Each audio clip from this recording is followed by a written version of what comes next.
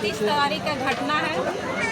One विभाग की तरफ से हम लोग मुआवजा वितरण करने के लिए गए हुए थे जनिया मार्ग। उधर से आपस लौटने के क्रम में जब रोड में एक पेड़ कटा हुआ मिला, उसमें हम लोग डीएफओ और डीएफओ का बॉडीगार्ड और हमने सभी रुक के जब निरीक्षण के लिए आपस में हम लोग बात करने लगे डीएफओ सर साथ कि पेड़ कौन काटा है जी, तो कोई लोग वहाँ नहीं बोले। जितने लोग भी थे वहाँ आसपास होटल के बगल में कोई नहीं बोले। आपस में हम लोग बात कर रहे थे डीएफओ सर। उसके बाद पीछे से मेनन चौधरी अचानक आए और बोले कि ये भोसड़ी वाली राजनीति करने आई है रफुआ से। पूरा एक व्यवहार मेरे साथ किए, पूरा लंडी फंडी पूरा दिए। अब मारने का कोशिश करने लगे तो उसी तत्काल में डीएफओ का जो बॉडीगार्ड है वो बीच बचाव के लिए उनको 5 बार ढकल के साइड भी किए। फिर डीएफओ सर पूछे कि ये महिला कौन है, आप जानते हैं? 2 बार बोले, फिर भी वो नहीं रुके, वो अपना दबंगी और दिखाते गए। उसका बावजूद डीएफओ सर पूछे कि ये होटल किनका है, बोले कि आपके मेनन चौधरी मेरा होटल है, आपको क्या इससे लेना देना क्या है? ये मेरा जमीन है, मेरा बाप का है, मेरा आपका क्या, आपका बाप का जमीन है। पूरा मतलब अनेक प्रकार की गाली गलौज करके, और जब हम बैठने का कोशिश किए गाड़ी में कि हम जाएंगे एसपी पास, तो उस टाइम में भी उनको हम बोले कि ST/SC थाना में हम केस दर्ज करेंगे और आपको कटघरे में आप खड़ा होंगे, आपको करके ही रहेंगे।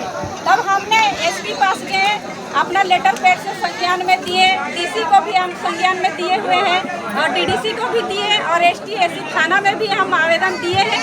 अभी तक 29 तारीख जब दिए हैं, अभी तक संज्ञान में नहीं लिया गया है। और आप लोग मीडिया के माध्यम से आप लोग ऊपर तक पहुंचाने का काम करें। अब आप क्या चाहते हैं? हम चाहते हैं कि जो मेरा साथ घटना घटी है वो निश्चित रूप से मेरा समाज और हमने जनप्रतिनिधि के साथ जो महिला नेत्री होने के नाते एक ST से मैं बिलोंग करती हूँ, जो आदिवासी, मैं एक महिला हूँ और मैं जो धारा लगाई हूँ उस धारा के साथ साथ उनको गिरफ्तारी होना चाहिए। जो मेरा साथ ऐसा घटना घटा है, सचमुच में बहुत निंदा मैं करती हूँ कि मेरे समाज में इस तरह का घटना घट रही है और आदिवासी समाज से मैं बिलोंग करती हूँ। अगर इस घटना मैं अपने समाज को नहीं बताती हूँ, आगे आने वाला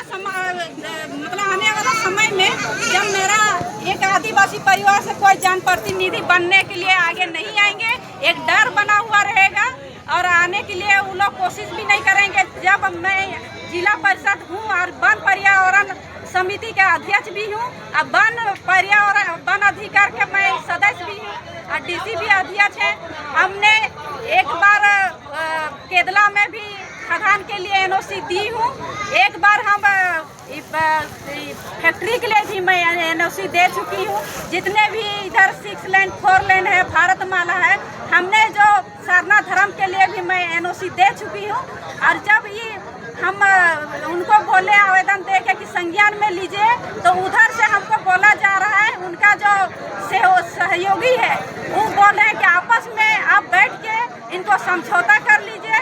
आप घर बुलाइएगा तो घर आएंगे, आप बाहर बुलाइएगा, जहाँ बुलाइएगा। उनका सहयोगी के रूप में मेरा घर आके 3 घंटा से बैठ के हमको समझौता के लिए बोला जा रहा है। प्रेशर उनको मिल रहा है, DC को भी प्रेशर मिला है और SP को भी प्रेशर ऊपर से दबाव मिल रहा है कि इनको आपस में ही समझौता करके ऊपर में इनको केस ना हो, इनको गिरफ्तारी नहीं हो। अब प्रशासन के ऊपर अगर मेरा साथ अगर कुछ घटना घट जाती है तो प्रशासन के ये ऊपर ये मामला उनके ऊपर जाएगा। मैडम, एक आरोप तो मेनन चौधरी का कहना है कि आप रंगदारी का मांग किए थे पर महीना पैसा देने का, ये कहाँ तक सही है? रंगदारी करने के लिए अगर उनका CCTV कैमरा होगा, अगर हम सरकार के रोड में हैं, अगर एक कदम भी उनका अगर दरवाजा पे मेरा पैर गया होगा, हम ना उनको जानते थे, ना उनका मेरा पास नंबर है, ना हम उनको पहचानते थे। वो खुद बोले DFO सर को कि RK होटल मेनन चौधरी का है, तब हम जानते हैं उनको कि मेनन चौधरी इनका नाम है। उसका बावजूद अगर हम समझौता नहीं किए, उनका जो सहयोगी है मेरा घर आए, 3 घंटा बैठ के गए और जब समझौता नहीं किए तो वो केस दर्ज किए हैं कि 5 लाख मेरे को मांगने के लिए आए और 40,000 महीना मांग रहे हैं। ये कहाँ का अन्याय है। हम उनको पैसा मांगने के लिए हम गए हैं तो सीसीटीवी कैमरा प्रशासन जांच करे कि सही मायने में एक महिला जनप्रतिनिधि डीएफओ के साथ रंगदारी मांगने के लिए गए होंगे तो उनका सीसीटीवी बताएंगे। और वो जो है मेनन चौधरी वो खुद बताएंगे कि हम उनसे कितना दिन बात किए हैं और मेरा नंबर उनके पास होगा कि मोबाइल के माध्यम से उनको कांटेक्ट किया गया है कि हम उनका घर में होटल में बैठ के मांगे हैं। वो अपना जवाब देंगे एसपी पास और कोर्ट में जवाब देंगे। ठीक है।